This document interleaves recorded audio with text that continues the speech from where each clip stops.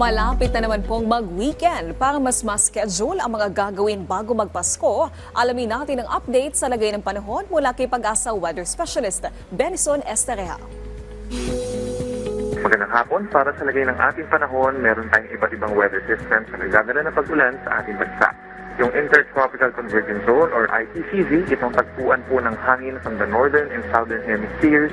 May kalat-kalat na ulan and thunderstorms sa Caraga, Davao Region, at mga probinsya ng Palawan, Sarangani, South Cotabato, Basilan, Sulu at Tawi-Tawi. Yung easterlies naman, yung mainit na hangin galing sa Silangan, nagdadala rin ng mga kalat-kalat na ulan and thunderstorms over Bicol Region, Northern Samar at Eastern Samar. Sa Northern and Central Luzon, meron pa rin amihan o Northeast Monsoon na umiihip at nagdadala ng malamig na panahon. Asahan yung makulimlim na panahon at sasamahan din ng mga pag-ulan sa Cagayan Valley, Apayao, Kalinga, Mountain Province, Ifugao, down to Aurora and Quezon Province.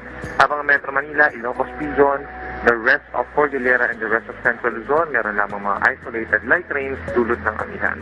Ang natitirang bahagi ng bansa, bahagyang maulap hanggang maulap ang kalangitan at sasamahan pa rin ng pulupulong pag-ulan at mga localized thunderstorms lalo na sa hapon hanggang gabi.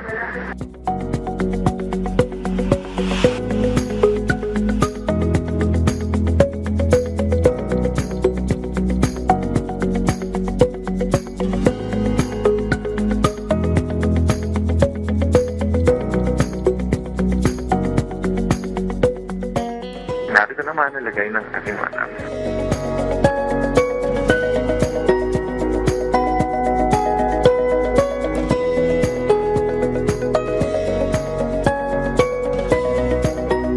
Second muna latest mula dito sa Weather Forecasting Center ng Pag-asa. Muli po ako si Benison Estereha. Magandang hapon.